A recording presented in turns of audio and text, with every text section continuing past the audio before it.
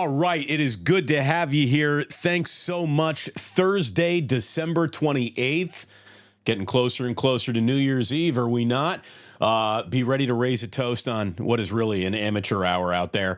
I hope you're not getting burned down by some New Year's Eve plans where they charge twice the price for half the fun. So I think part of the maturation process is the closer you get to New Year's, the more you know that going out on that evening really isn't all it used to be. But again, we'll worry about that at another time. It is good to have you here. Thank you so very, very much. As you can tell, we might have been discussing what we're doing on New Year's. Chances are the answer to that is not much. So is the life when you've got two kids under the age of 5. I can tell you we're all starting to feel just a little bit better coming up from out of the cold, which is good news. But we're not going to have an 11 o'clock show on Friday. We're going to do a wake up with Damon and Larry Friday morning. But the 11 o'clock is going to be a little bit more of that vacation time for someone who hasn't taken much vacation because there are no days off, especially during football season. And that brings us to our main topic today. And our main topic is Mr. Christian McCaffrey. Because this is just a made guy of the very first degree. Christian McCaffrey is absolutely no joke at all when it comes to that guy ain't joking around. And it's seemingly one of the very few topics or players or NFL entities that everybody agrees on. Like, you can hate the 49ers all you want. I don't detect any Christian McCaffrey hatred coming from any direction, any precinct. There is no, it can't be Christian McCaffrey, like, camp out there. I haven't heard Nick Wright do the segment. I haven't heard Skip Bayless or Stephen A. Smith do that segment. I don't think that segment exists in time nor space. Everybody seems to be pro Christian McCaffrey. And when we did the 49ers, who's got the most to gain from winning a Super Bowl, whose reputations would bounce the highest if they were to win a Super Bowl this year, I left Christian McCaffrey off the list. Because as far as I'm concerned, Christian McCaffrey is just a made man of that first degree right now. He's got nothing to lose and everything to gain. You know, win or not, there's not a single person who's going to tell you that Christian McCaffrey isn't something. You know, people who question everything or everyone or every scenario in which anybody's season is happening in, no one seems to question Christian McCaffrey. Like, the guy is a world agreed upon stud. So maybe just for everybody's sanity and just so it doesn't turn into a quarterbacks only award, might I recommend the NFL think about giving its MVP to Christian McCaffrey? I mean, why not? Why not? It feels like he disqualifies the very first argument that is ever held against anybody in an MVP debate, especially if that person is going to be a quarterback, where now the concept of system comes into play. Well, Christian McCaffrey is in his second system, and he was awesome in that first system too. He's awesome in his second system. So it feels like everyone has seen enough out of one guy in two systems to they're convinced, all right, it's the guy. You know, the offensive line that isn't very good, according to a lot of fans, is that same offensive line that, isn't very good for Christian McCaffrey? Well, it must be pretty good, or he must be extra special. And look, he is extra special. Of all running backs created equal, he ain't equal. He's a different cat. He really is. Christian McCaffrey has been amazing in two systems. He's been amazing all year. If consistency is one of the things you're looking for in an MVP, like if the inconsistent, horrible, blew up all in his face game against the Baltimore Ravens, if that inconsistency is enough to completely remove Brock Purdy from the conversation once and for all, then consistency that McCaffrey seems to produce week in, week out should be one of those things that is propping him up in his MVP debate up, because what is the bad Christian McCaffrey game? Where was it this year? You could go ahead and maybe find games with less productions, fewer touchdowns, but I don't think Christian McCaffrey has had a straight up write that down, scored against him, that was a bad game. I don't think it's happened. It hasn't all year. This is a guy who's rushed for nearly 1,400 yards. He's got 2 games still to play. He's got about 300-ish yards more rushing than anybody else in football, so he's really separated himself from his peers.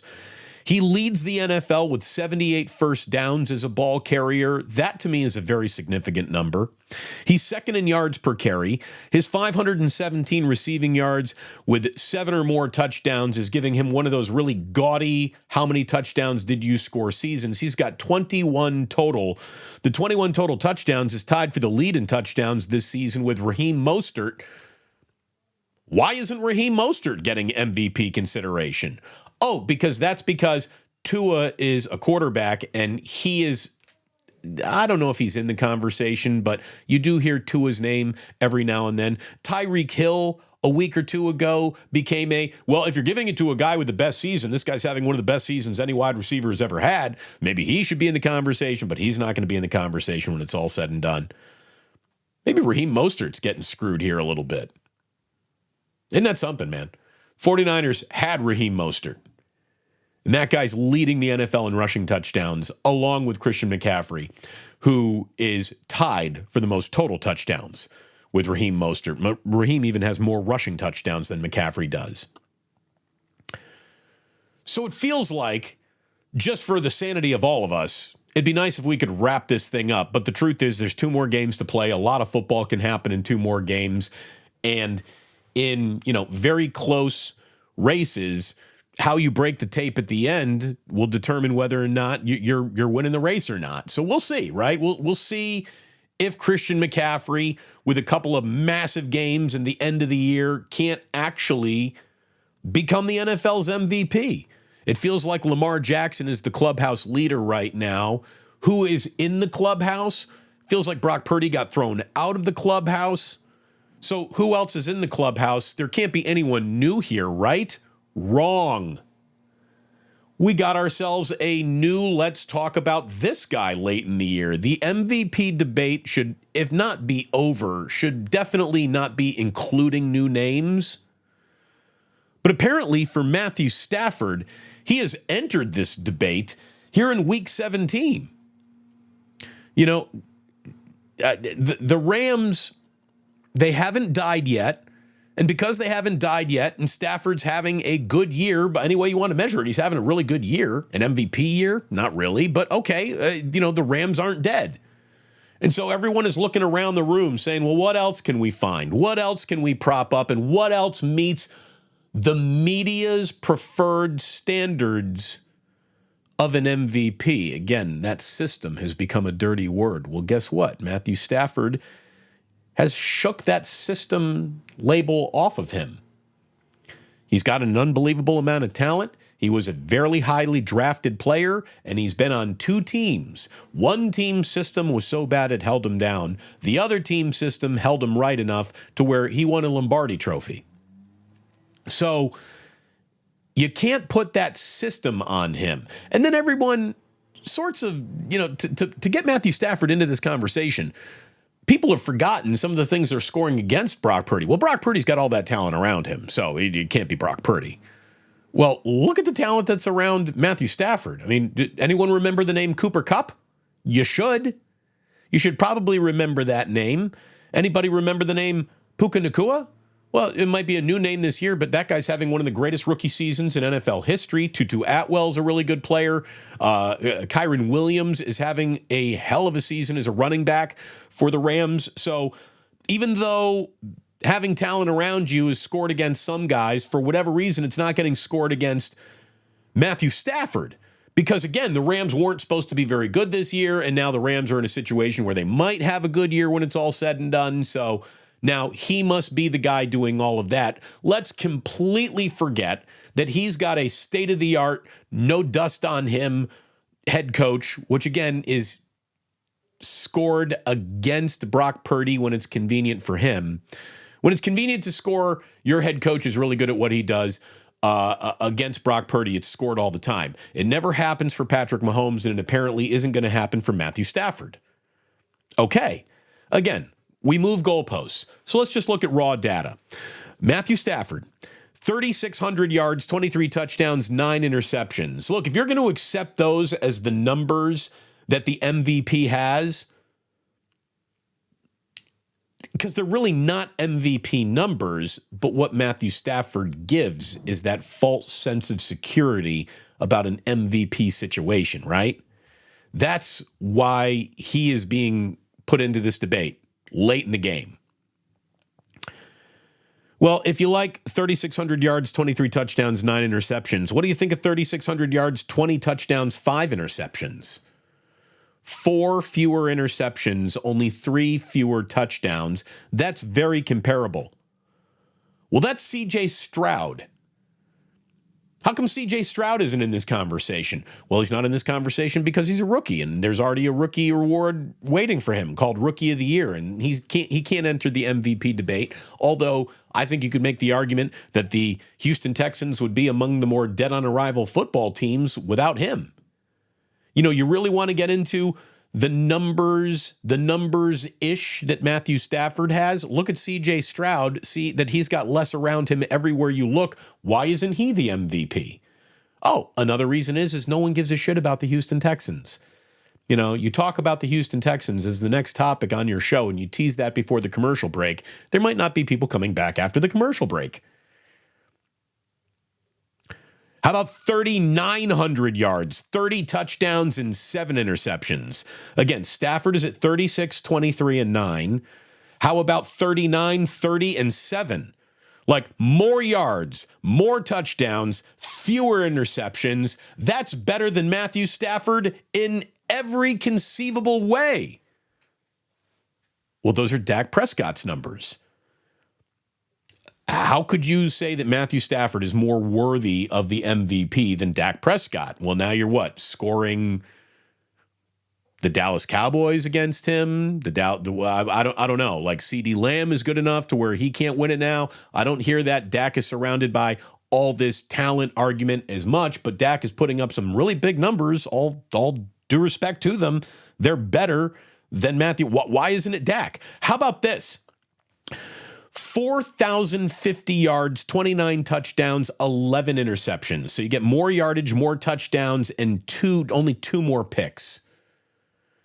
Well, now we're back to Brock Purdy. I mean, it's really, really weird. It's like we go the whole season long, and the MVP candidate has to fit the narrative the media wants to tell. And then we get to the end of the year, and now you got to get a story that fits the narrative to find the right MVP candidate. It's really weird. And I don't even know if I just made any sense there. I invite you to get up and crawl around in my head for a little while. It's a scary place to be. It really is. But it's like, well, we couldn't fit anyone into our definition, so now we're going to try to make the definition fit into somebody. And the definition of what we want out of our MVP fits more into Matthew Stafford if you ignore some of the things that we score against Brock Purdy and Dak Prescott, and we haven't even bothered to score C.J. Stroud at all. Like, it's really weird. It's the MVP debate is an awful lot like a homecoming king vote. Like the popular guy of the moment, big man on campus, has more of a chance to win. You know, the higher profile team, the bigger position you hold, not just in the NFL, not even record-wise, but in terms of we can talk about you and get good ratings hierarchy. I think that has something to do with it too, and it should have nothing to do with it, but it does. It does. When I talk, do people pay attention? If I talk about C.J. Stroud, there will be fewer people paying attention. If I talk about Brock Purdy or now Matthew Stafford this week, maybe more people will lean in and pay attention. I don't know. It's just the whole thing's so weird, and it feels like you're not only are you splitting hairs among all these quarterback debates, but you're redefining what hairs are important enough to split for one guy but not the other guy. So again, I come back to my original topic where today's show began. Just give it to Christian McCaffrey. Just give this goddamn MVP to Christian McCaffrey, and I don't think anybody's going to mind. I don't think anybody's going to be upset. I don't think there's going to be one nasty, he doesn't deserve it, wasn't worthy of it, shouldn't have won it type of articles. I don't think you'd get one of those. Can we actually reach a decision in sports postseason awards that come without scandal, without people questioning? Probably not. But it feels like Christian McCaffrey is about as close as we could get. So maybe for the sake of all of us and the shows that we watch and the podcasts that we listen to and the things that we consume, just give it to him. Just give it to him.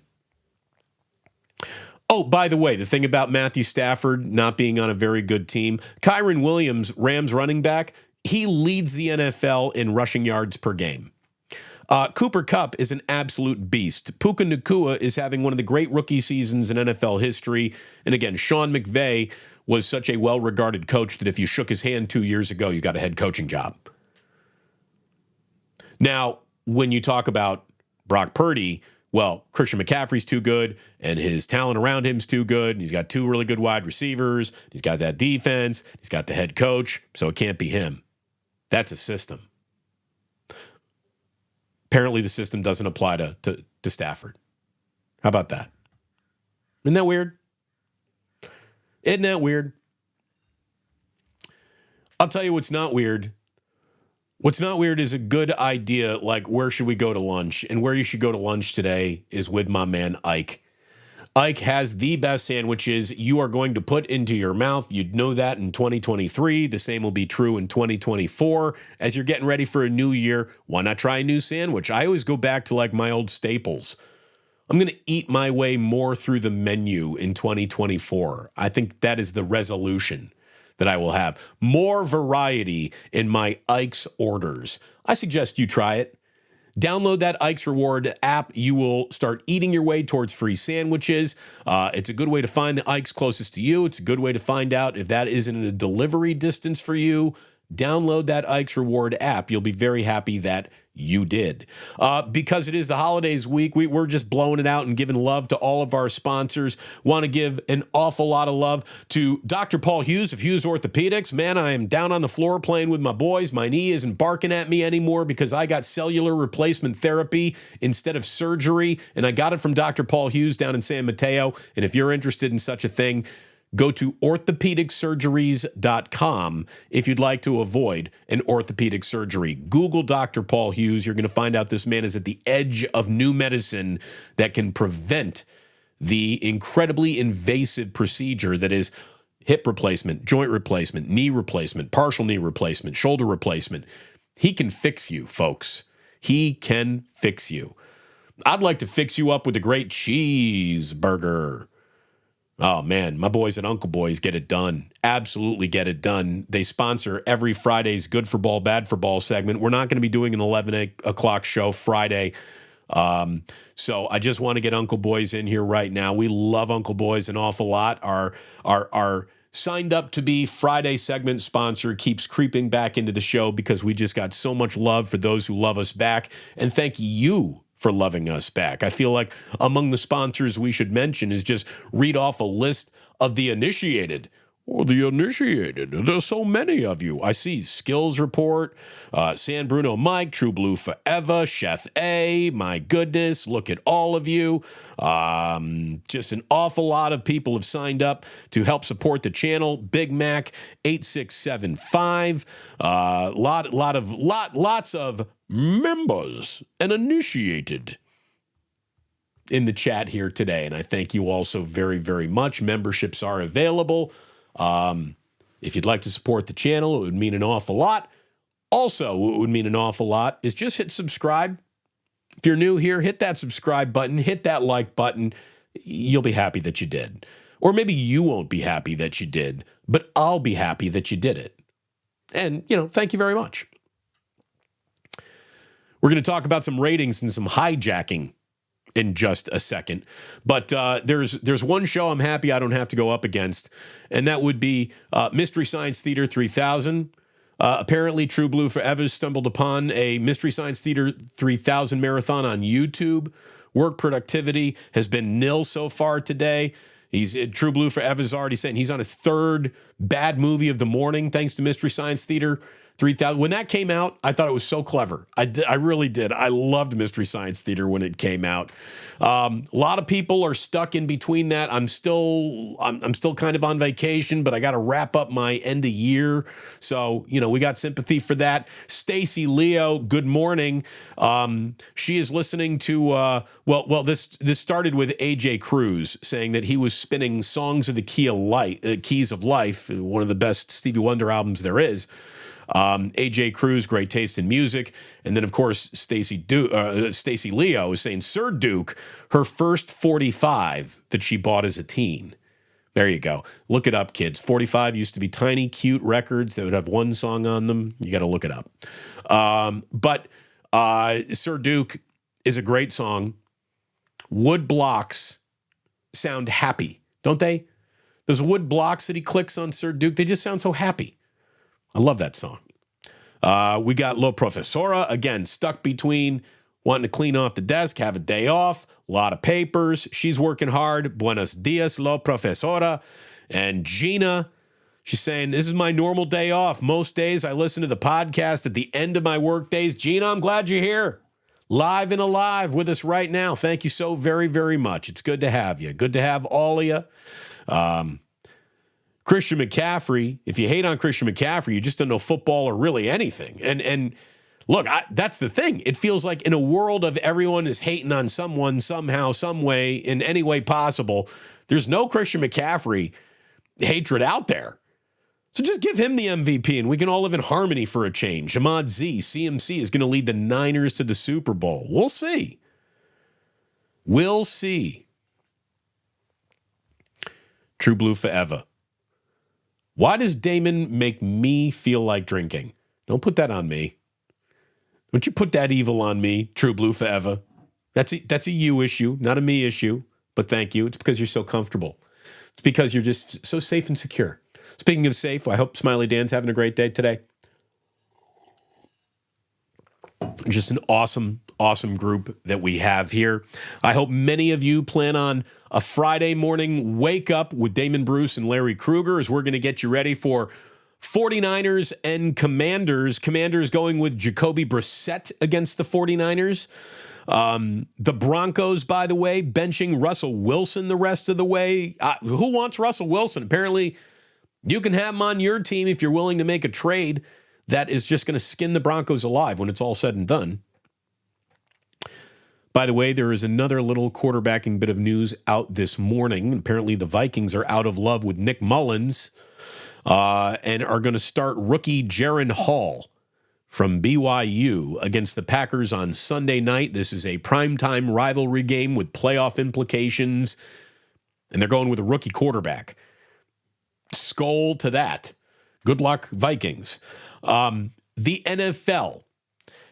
I read an interesting column from my buddy Ethan Sherwood Strauss, which is on Substack, and it's a great, great place to just become like if you're a sports fan. I really subscribe. I really suggest you subscribe to Ethan Sherwood Strauss on Substack. He's such an interesting writer, and he broke down how the NFL is essentially hijacked Christmas Day now from the NBA.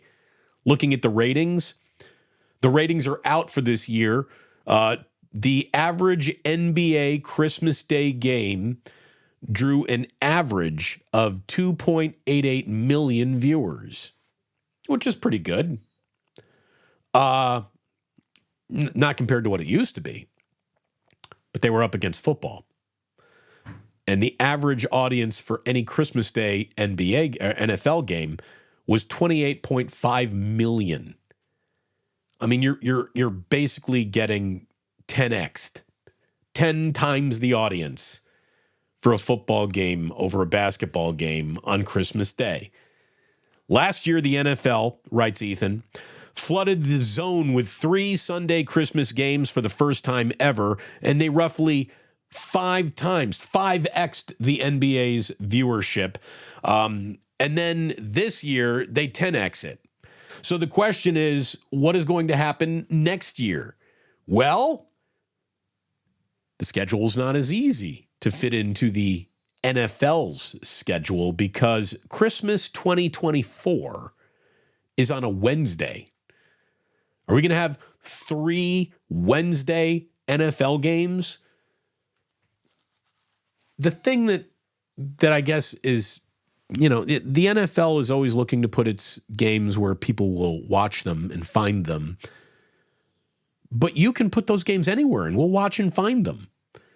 There might not be nearly as many people watching when a game's like on Peacock or on Amazon, but the NFL doesn't care because they got paid for that.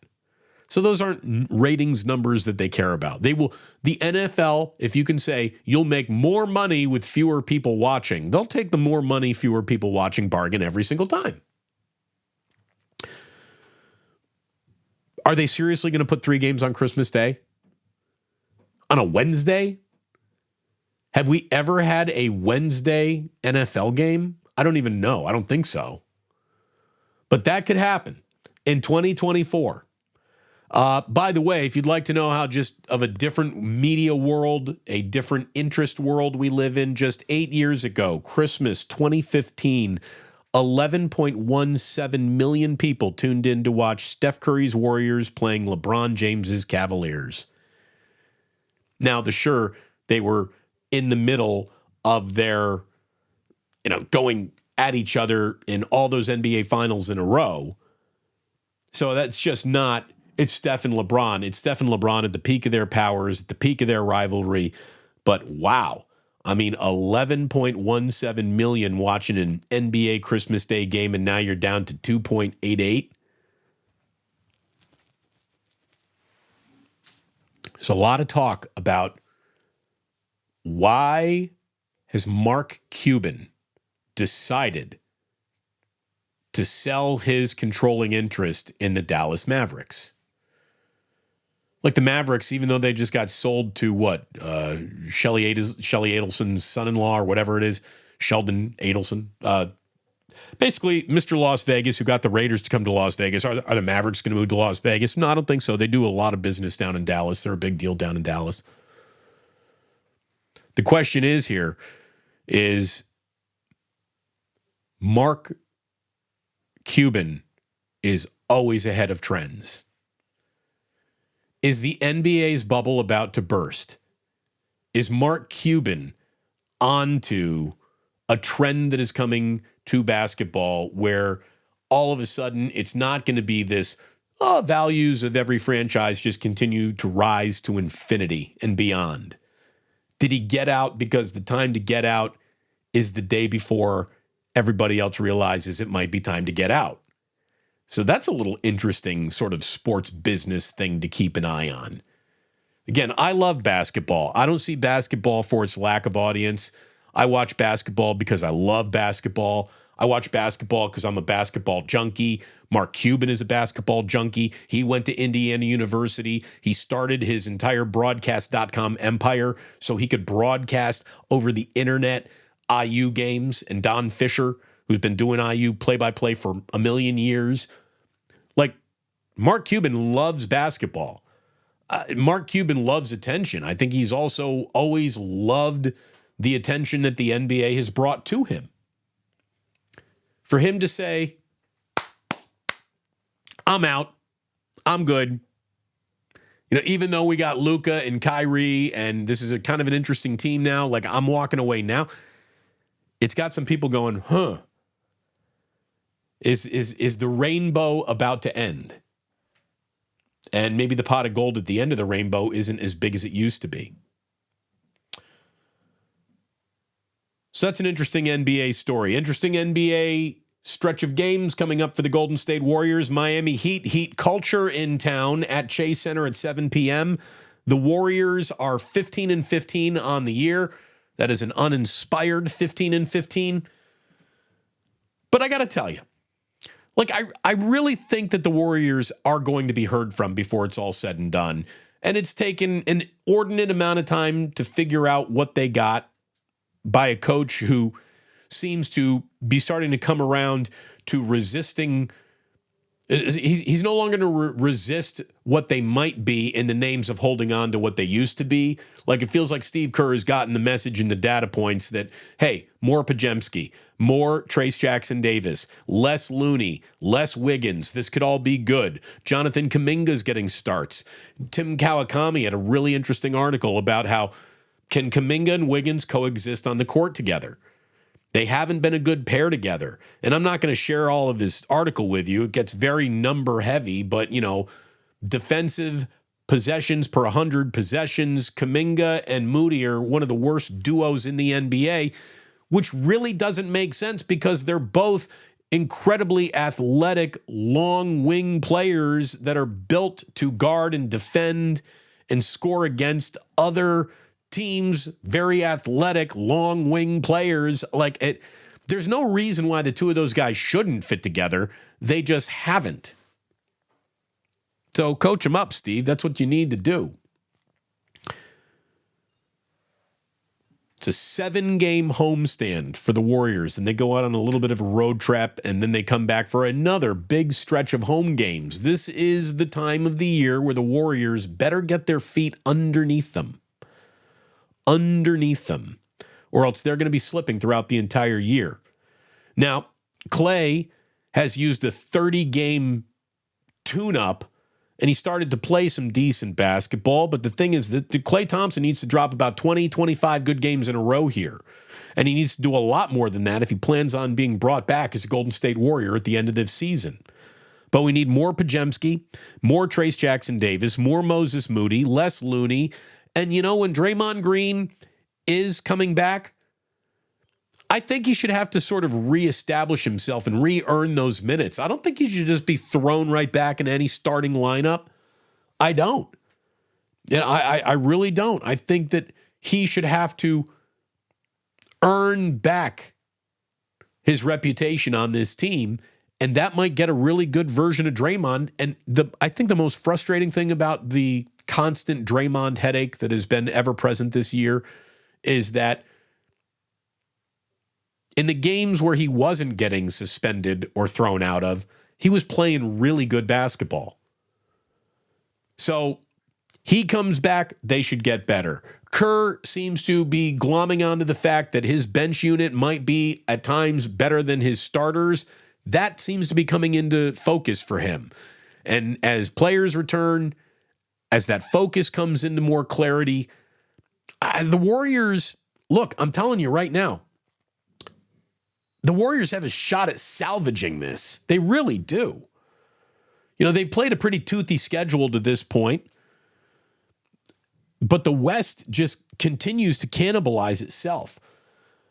You know why the Timberwolves and the Thunder are at the top of the Western Conference right now? It isn't because they got the two best teams.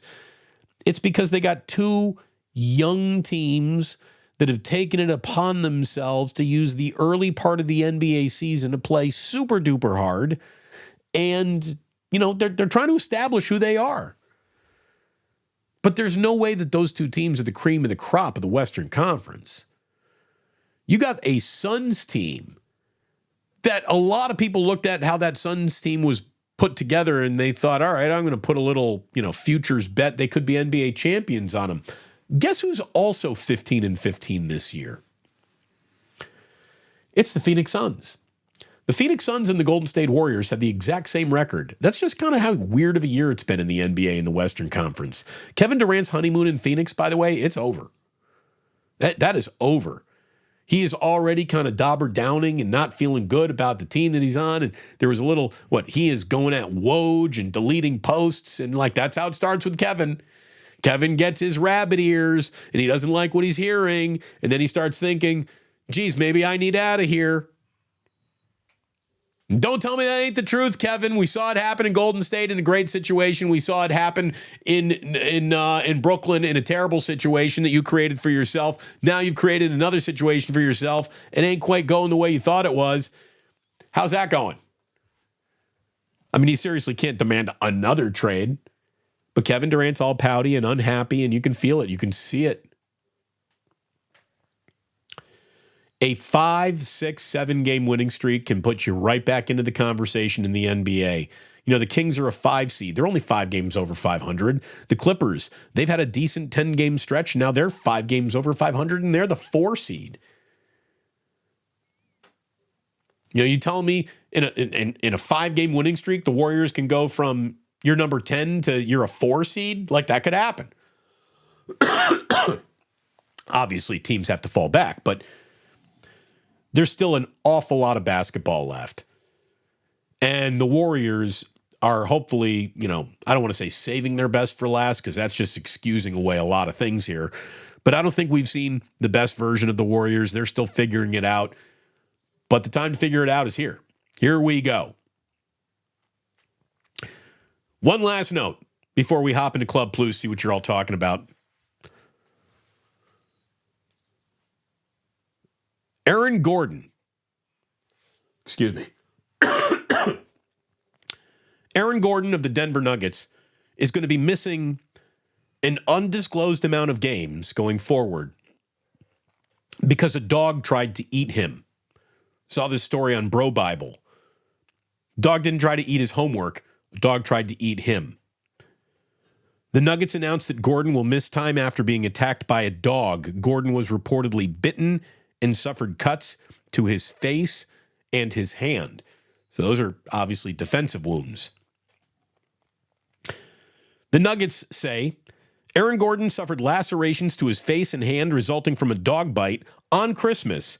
Aaron is in good condition and will remain away from the team while he recovers. The team said in a statement, additional updates will be provided as necessary. So on Christmas, Aaron Gordon had 16 points, 10 rebounds, and 3 assists against the Warriors. And then what? Gets attacked by a dog? How? I got questions here. I got questions. Whose dog? First of all, whose dog was it? Is it his dog? Was it a new dog? Was it a dog that was given to him? Like, here's your Christmas present, Aaron. I don't know. He's got a girlfriend, gave him a dog on Christmas. And what? He opens up the dog present. The dog just comes out and like jumps out of the cake and bites him on the face. I don't know. What happened? Whose dog is it? Is it his boy's dog? What kind of dog is it? Was it a Christmas present? Was he out walking in a park? Was it a stranger? So I will be monitoring this story to the best of my ability using the internet, trying to find out more about this dog. There you go. There you go. So there's your show. Niners Wake Up, 8 a.m. Friday. Excuse me, can't call it Niners Wake Up. They're very, very, very nervous that we're taking over their flagship station and any other station. So it's Wake Up with Damon and Larry, happening 8 a.m. Friday, West Coast time. I am not going to be doing a 11 a.m. as normally scheduled Plus show, just to spend a little more time with my family as my mom is coming out of her. She's been sick in the bedroom for about a week now. We need a good weekend together. And then you will see me again at the 2-minute warning Sunday afternoon, like 1 o'clock-ish, 1:30-ish. And we will be talking 49ers and what better damn well be a win over the Washington Commanders, who are starting Jacoby Brissett over Sam Howell, even though Sam Howell started 15 games in a row. You will not be starting the 16th game of the Commanders season. And that's the game where the 49ers are on the schedule. So, never a dull moment.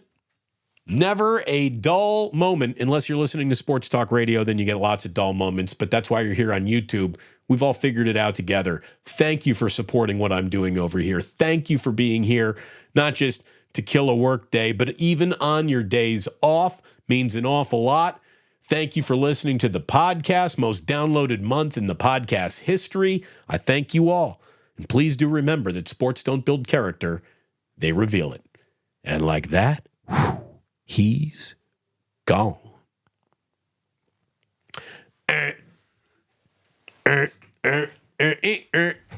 Let me plug this in. Get the disco face. All right. All righty. Hold on. Turn this off. There we go. Oh, Damon, getting sexy. Can I even get a little sexier? Feels a little brighter than it normally does. Let me turn that.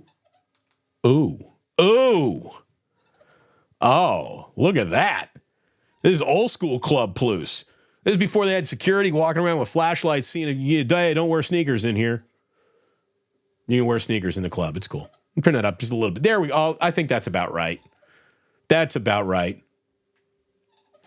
Hello, everyone. JJ Raider. Hello to you, JJ Raider. Thank you for the ganja jar, as always. Ethan Sherwood Strauss, a.k.a. KD's closest homeboy. I don't think Kevin Durant liked Ethan Sherwood Strauss.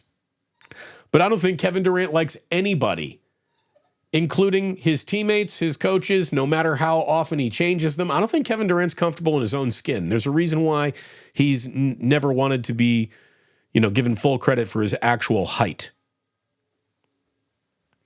All right. That guy's just not a happy guy. Just not a happy guy. What do we got going on here?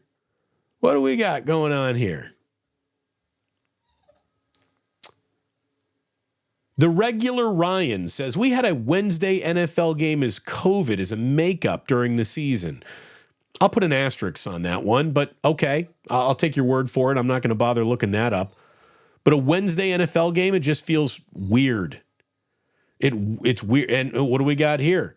We got yes, it's happened. 2012, week 1, Cowboys, Giants. Was on a Wednesday? Okay. But, I mean, here you go. Rockin' New Era 84. I totally agree with you. NFL on Wednesday just feels off. Again, I'm not ready for it. I'm not ready for it. I don't want it.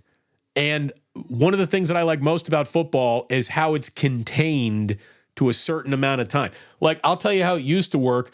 The NFL would put games on Christmas Day if Christmas was on a Sunday. In this case, Christmas was on a Monday. Now you want to, wrap that into, well, that's Monday Night Football territory, and we are used to multiple Monday Night Football games, so we're going to do that. Like, I get it. But sometimes you just got to say, it's not our year. Like, we don't need to occupy every single open space. We occupy everything. And no matter where we put our product, people flock to it. Doesn't matter where or when. If it's football, we'll find it.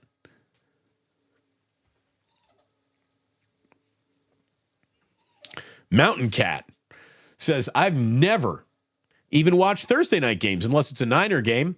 I have an actual life outside of football. I'll say this. I watch fewer Thursday night games since it's gone on to Amazon Prime. But I also have my kids hijacking the TV at all times.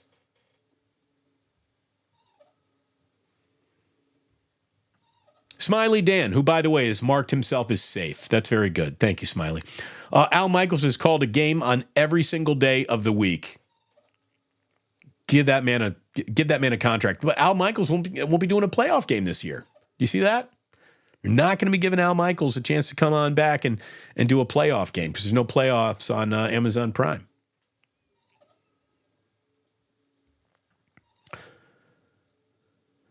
Jim Milne says the players' union won't allow the players to play. Not enough rest time. Injuries galore. I'm going to tell you, there isn't a less important players union. I mean, they're a bunch of limp-wristed, feckless union. The NFL players union rolls over and takes it at every single turn, and this will be no different. If they're told to play on Wednesday, they will.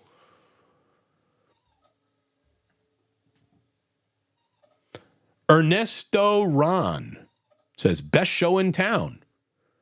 I don't know if you mean me or not, but I thank you. By the way, we just got a brand new member, David Isaac. David, you are now among the initiated. I thank you. But do you believe this gives you any power over me? How dare you? Thank you very, very much, David, for becoming a member. We will appreciate it very, very much. We got must be trouble. Cuban wants out after Kyrie signed and ruined another season of another team. I don't think that's it. I don't think there's any one guy that makes Mark Cuban think, all right, I'm going to get out of the business that I've enjoyed. Mark Cuban is getting out of basketball business because being in the basketball business might not be as good as it used to be, as the NBA might be hitting a little bit of a face with a shaving cream pie when they're pursuing this new media deal. Might not be what they want it to be.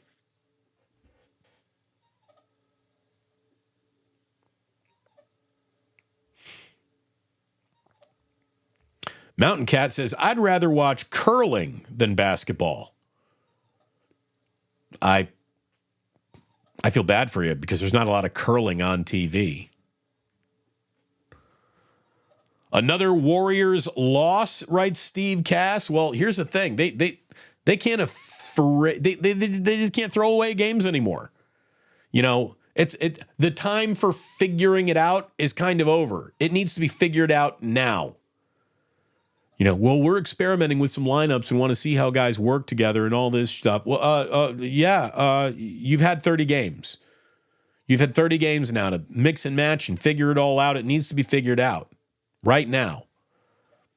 And if at the end of this 30 games, you've decided these pieces don't fit together quite like we used to, trade some of them, go get new pieces. Like, we know what needs to happen. This team, as it is currently built, has to start playing better together as they are, or you need to go get other players. That's how it works. I actually think that they can salvage this. I actually think the Warriors are still going to have a decent year of basketball in them before it's all said and done. There's got to be a market correction to some of this.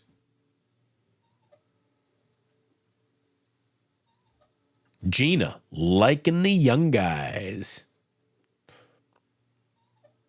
I am too. I hope Steve Kerr is liking the young guys. There's no reason not to. They're outperforming some of the old guys. Baron Red says, Canadians are weird to work with. They have a different culture. Are we talking about curling or are we talking about Andrew Wiggins? Buzzing. Warriors about to be that team that loses to Detroit? They better not. They better not. Let's not forget Gary Payton II about to come back soon. Damon, I didn't share your stream on Twitter. Did I ask you to? But, thank you. Thank you for always pushing and sharing. Again, word of mouth advertising is the best kind of advertising there is. So share and share alike. Chef Amy, will Kerr please play the kiddos more? My nephew got me a Kuminga shirt for Christmas. Want to wear it proudly. Look, Kuminga needs more run. More and more run. Not less. I'd rather see what Kuminga might do than what Andrew Wiggins isn't that interested in doing tonight. I'll tell you that. Again, check out that Kawakami article about how they play together. Kenny says, Damon, you're my Friday morning alarm clock. Wake up with Damon and Larry. We'll be getting you ready for 49ers Commanders, 8 a.m. Friday, West Coast time. Thank you very, very much.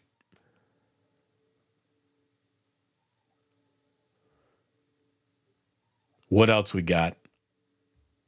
Otis Bird III. Rumor is KD could be traded to the Lakers, but I doubt it. No, look, how's that supposed to happen? Come on.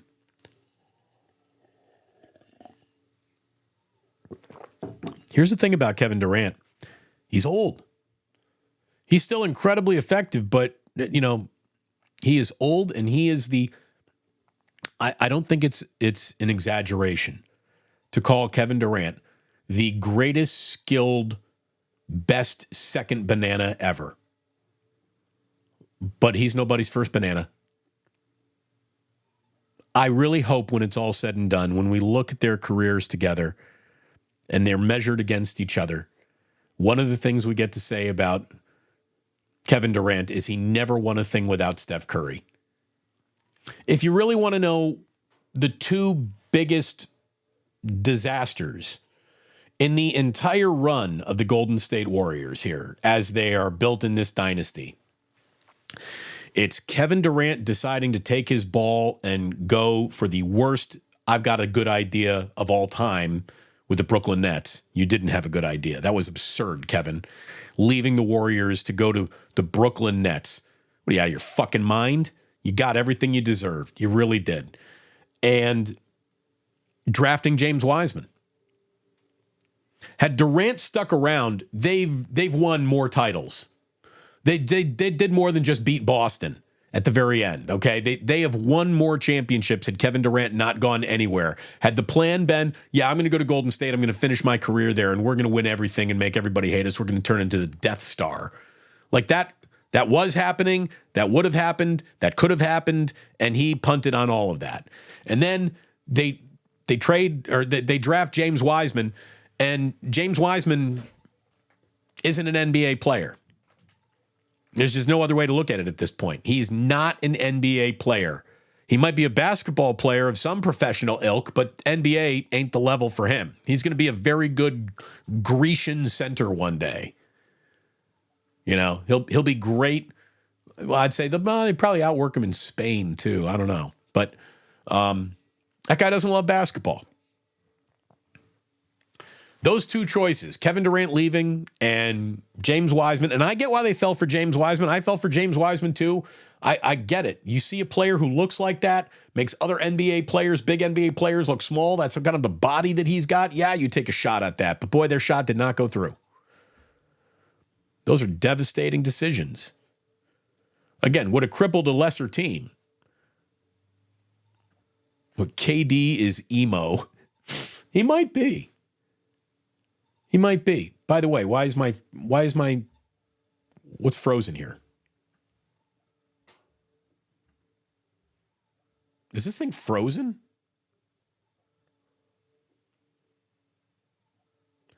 I did a thumbs up thing and I think it's frozen. Does this look frozen? Here, I'm going to scroll all the way down to the end of the chat here. Still stuck. Can you hear me though? Can you hear me? The comments are still up. The video is frozen. How do we unfreeze the video? What is going on here? Come back. Nothing. Well, we were kind of at the end of the show anyways. So there you go. Low key, Bob Myers can't draft. Well, low key, he got some of it. It sounds great, Damon. Feels like old time radio. Yeah, there you go. Here, you want old time radio? Oh, yo, yo. There you go. I have no idea why this thing froze. It's officially time for me to get the other streaming service up and running. I got StreamYard. This is Restream, and I think I'm done with Restream. Hey, it's radio once again. It really is. I wish it would have frozen on a little bit of a better picture. I don't get this.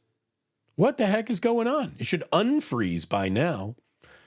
Anyways, that's the way the cookie crumbles, I guess, this afternoon. I hope I didn't miss any of the super chats that might have come in. I thank you all so very much. So many members just loving up this chat all the time. What a great community you are. Hopefully no freezing at 8 a.m. for Niners. No, don't call it that, Damon. You'll get trademark infringed. For Wake Up with Damon and Larry. 8 a.m. Until then, I'd say we'll see you, but you can see the frozen me. There you go. There it is.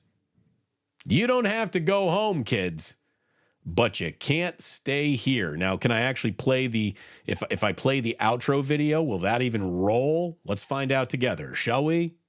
Goodbye. That wasn't even the outro video. Hold on. I thought I'd just play it and come back, see if we'd come back. No, camera's still frozen. Screw it. Goodbye.